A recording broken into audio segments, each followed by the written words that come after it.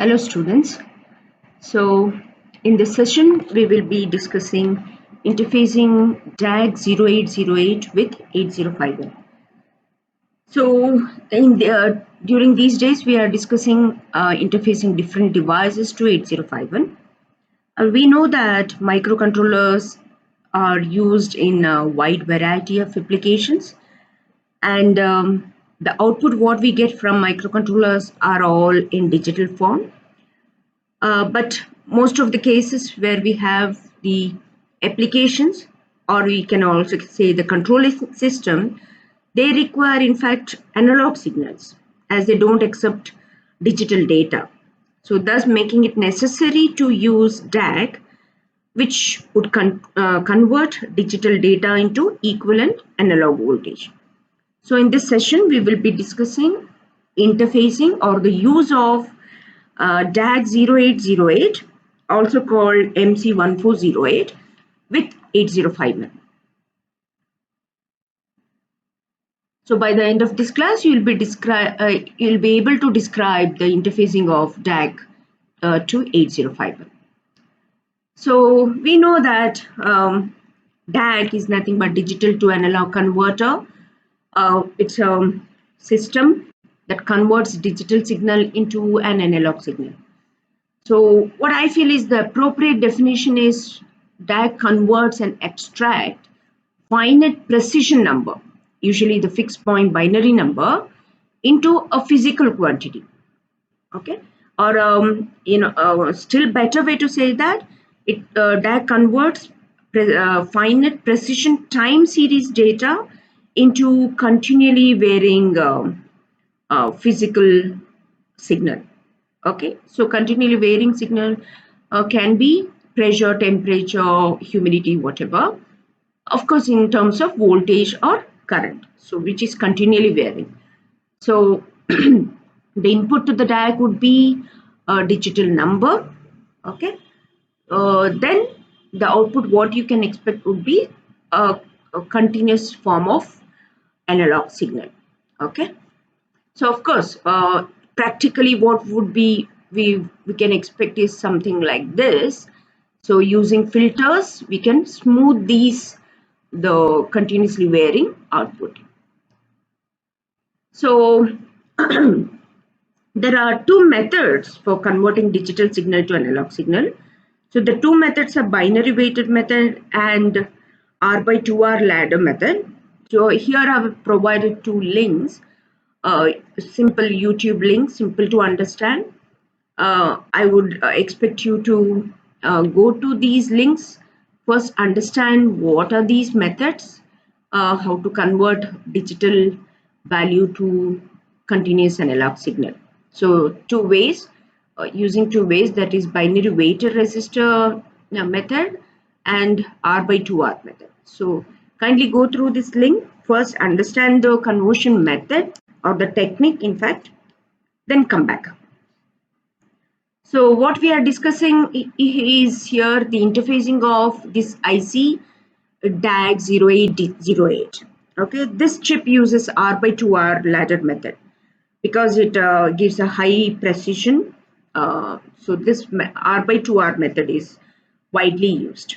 Okay, the drawback in binary weighted, we know that in binary weighted we will have the resistance value R, 2R, 3R, 4R. So which is not practically possible, where you have as the resolution of the DAC increases, the resistor value also will be getting multiplied, which is not practically possible. Whereas in R by 2R method, you have only two values, okay, R and twice of that R. So this is most easiest method and the circuit to design. So that is most widely used as well. So the DACs are judged by its resolution. The resolution is a function of the number of binary bits, as we are discussed in ADC. So the most common input counts are 8, 10, 12, 16, etc. So number of data inputs decide the resolution of DAC. So which means if there are n digital input pins, then there will be 2 to the power of n analog levels, that is the output levels, right? So which means if you have 8 input DAC, then you can expect 256 discrete voltage levels as the analog output.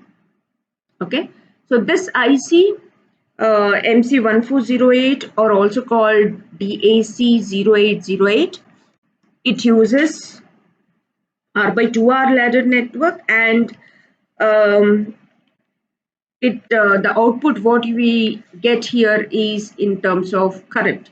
So this IC converts digital data into equivalent analog current.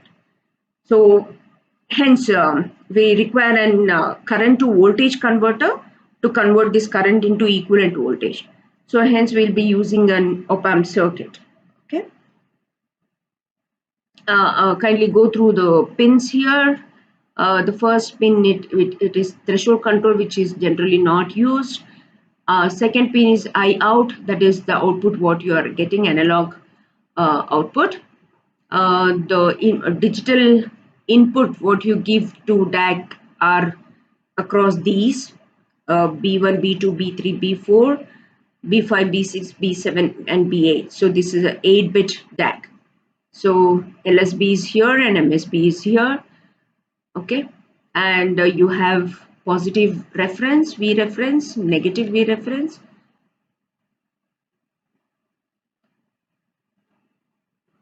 So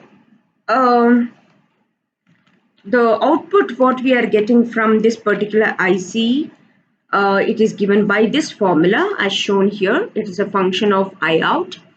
So I out is equal to I reference time of D7 by 2 plus D6 by 4 plus D5 by 8. So this is up to D0 by 256. So this is for 8-bit. The example shown is for 8-bit. So where I reference is the input current. Okay.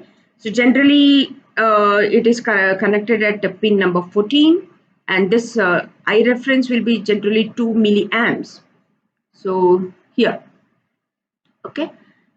So according to, since we, what you are getting the output from this particular IC is in terms of current, then we have to convert it to voltage for suitable, say, application or for further circuit. So generally we connect op-amp circuit there in order to convert the current to voltage. Okay. So according to the theory of DAC equivalent, analog output is given by V naught, which is equal to V reference time of these. Okay. So from which we can understand that if our data is 00H, okay, in hex, or in binary if all 8 bits are 00, and assuming that the full scale voltage or V reference is 10 volts, then the output what you can expect V out will be equal to 0 volts. Okay, second example, if your digital input is 80H, so in binary it is 10000000 with reference voltage or the full scale voltage as 10 volts, then you can get output voltage as 5 volts. Okay. So here is a table, different analog voltages for different digital values. So for 00H, the analog output voltage would be 0 volts. For 10H, it would be, sorry, this is 80H, not 10H, 5 volts, and maximum value of 8-bit, that is FFH, the output would be full scale, or the analog output, maximum analog voltage would be 10 volts. Okay, so anything in between would be, the voltage would be falling within this 0 to 10 volts. So mind here, this is an example for 10 volts, full scale voltage is 10 volts, and the digital data input is 8-bit. So this is your interfacing diagram where you can interface DAG 0808 with 8051. Observe the circuitry. This is your reset circuitry. This is your clock or the oscillator circuitry. VCC is connected to 5 volts, that is the power supply for your microcontroller. And EA pin is also connected to 5 volts, which means that you are using the internal ROM, program ROM, for accessing the memory. Okay, if at all, if this pin was connected to ground, it means that you are accessing the external memory, right? Okay, so this is your DAC 0808, and observe the connections there. It needs power supply of 5 volts, VCC of 5 volts. The reference voltage is shown here is 10 volts. Okay, then the digital input, the 8 inputs are connected here, D0 to D7. Observe there it is connected to port 2 of 8051. So P2.0, it is connected to D0, the LSB bit of DAC here.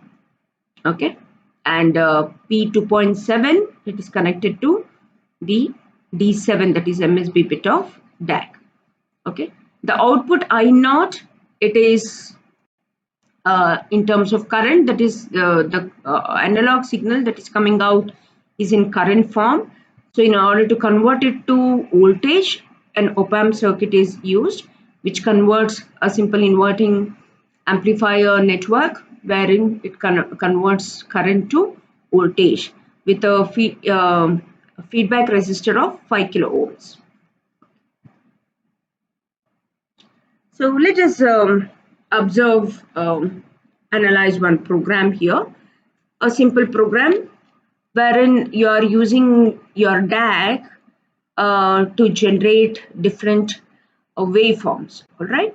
So the converted analog signal, okay, the program is written on 8051, the microcontroller, where you are using or interfacing DAC.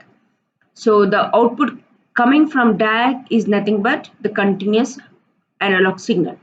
So this continuous analog signal, in this example, you are generating a square wave, you are generating a triangular wave, and you are generating a stair wave or staircase wave. All right. So in order to do that, you have to connect the output of DAC to the CRO and observe the different waveforms. All right. Okay, let us analyze the program. Here, the first instruction what you are using is move P1 with 0 value. So the output port of 8051, P1 is your output port. So obviously, which means that this port is connected to the input lines of the DAC. Okay, and here you're calling three subroutines: call square wave, call triangular tri wave, that is to generate triangle, call stair wave, a subroutine to generate staircase or stair wave. So you're continuously doing that, repeat. Okay, so say for first instruction, call square wave, the execution will come here. So observe this subroutine will generate a square wave, right? So observe here, to the port 1 you are sending FF, that is maximum value that this register port 1 can hold, FF, right? Then you are calling a delay, all right? Then you are sending 0, again you are calling a delay. So wait for some time, which means that first you are sending maximum value FF, calling a delay, that is you are there for some time. Okay, then you are sending 0 0, call a delay, that means you are waiting for some time, call a delay, generate a delay. Then after some time you are repeating the same thing, so which means it will generate a square wave like this. So when you join like that, so you are generating a square wave. Okay, If next, after generating this end of the return, so it will go back here. So call try wave. So subroutine will come here. You are using R7 to hold the value. First R7 register is loaded with 00 value, and that value is sent to port 1. Okay, port 1 of the microcontroller. So in R7 you have 00. Then you are incrementing R7. So R7 is also 8-bit register. So you're incrementing. It starts from 0. Okay, compare jump on not equal. What are you comparing the value? Comparing the value of R7 with FF. Has it reached its maximum value? R7 8-bit register, it can hold maximum value FFH, right? So you're checking whether it has reached the maximum value. If not, then be here. So it will continuously send that value, that is sending to port 1, increment and send to port 1. So continuously you will be, the value will be starting from 00, it will be continuously incrementing. Once it reaches FF, it will come out, right? So what are you doing there? When it comes out, move R7 with FF, that is load with R7 with the maximum value FF, then send that value, then start decrementing. Decrement jump on not 0 R7 with try wave 2. Okay, what are you doing here? Now you are waiting for R7 to be 0. If it is not equal to 0, then repeat this, jump here.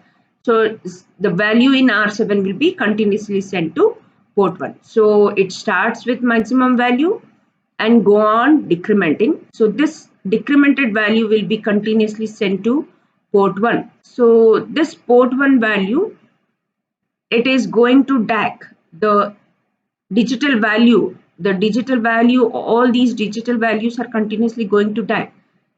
Visualize that. Now the value what you're sending, it is from microcontroller, and you have connected the microcontroller to the DAC. So these digital values are coming to DAC. Now digital value inside, it is getting converted to a continuous signal. So where the output here, you are connecting to your CRO. So where you can observe this type of waveforms, isn't it? Okay. That is about triangle wave. So once it completes, once it is 0, it will come out of this loop. Return back means it will come back here to the main program. Next is called stair wave.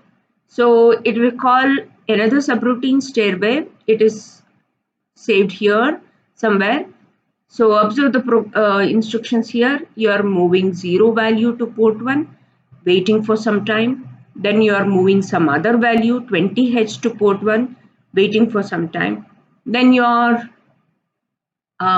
sending 40 to port 1, waiting for some time. Then 80H to port 1, waiting for some time. So what does it mean? So first you are sending some value, wait for some time, that is be in a delay loop. Then you are sending some other value, wait for some time, be in the loop. Then you are sending some another value, next value 40, wait for some time. And you are sending some next value 80, wait for some time. So this would be generating a stair wave. So once it reaches all the different values what you are giving, then return back. So that would be generating a stair wave. So these are the two delay programs. For you are familiar with delay now already. So you're taking different values, okay, decrement. If it is not equal then to 0, then you are in the loop. So that would be generating the delay. You're already familiar with delay program now. So that is how this program is used to generate square wave, triangle wave, and stair wave. All right. So where have you written this program? This program is executed in the microcontroller 8051, right? So you are sending all the values to port 1. So here your port 1 is your output port. of 8051, right? So you are using port 1 as output port, which where you are generating the digital values. So this digital values are sent to port 1. So port 1 is connected to the digital input lines of DAC, that is interface to 8051. I hope you can visualize the things. Okay.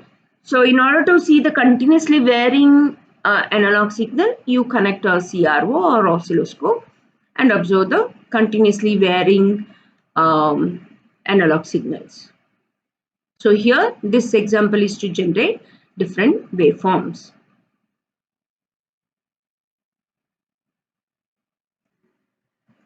Okay, let us now discuss generating sine wave using DAG with 8051. In order to generate sine wave, we need to have a lookup table to represent the magnitude of the sine values of angles between 0 degree to 360 degree. Okay. So the sine function here varies between -1 to +1. So the example table shown here has considered 30 degrees increments, and the values are calculated to uh, uh, values from degrees uh, to the digital value input. Okay.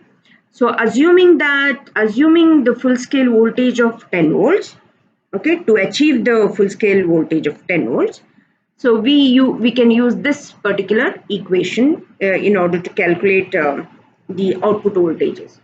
Say that is if you consider sine 90, okay, sine 90 is nothing but 1, so 5 plus 5 will be the 10 volts, the full scale voltage. All right, so using this equation we can generate the different input that has to come to the DAC, okay, for different angles.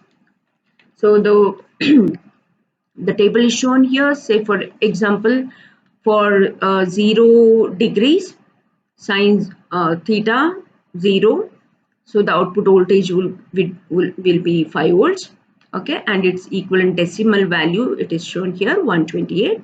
So that will be the value that has to be sent to DAC. Say for 30, sine theta will be 0.5 and V out would be 7.5, and the equivalent decimal value will be 192. So 60, it is 0.8. You can calculate using this equation. Okay. And say for 90, it is 1. So the output voltage would be 10. Okay. If you observe here, so the values are varying from the maximum value will be +1 and um, negative value will be, minimum value will be -1. Right. So the values are varying between -1 to +1. All right. So this is the program that has to be written in order to generate a sine wave when you are interfacing DAC to 8051. I leave up to you to analyze this. All right. It's very simple, as you can see. The generated values to the input to the DAC are placed in the lookup table. This is your lookup table. So 128, 192, 238, 256, as it is shown here in the table, all are placed in the lookup table, and that you are using a pointer, you are taking to the accumulator and sending to port 1. Okay. So interfacing, I hope you have understood here, and all the other instructions are how to take the different values, next values. All right. So finally, what you will be getting, the generated typical sine wave would be looking like this. So varying from 5 to maximum 10. So in between 0 to 10 volts. All right. So maybe after using filters and all, you can smooth out this waveform where you'll be getting a smooth sinusoidal waveform. So it is if the lookup table or the accessing these, it is continuously done, this process is continuously done, then you can expect a continuous sinusoidal signal at the CRO where you can observe. So I hope it is clear. If you have any doubts, please get back to me.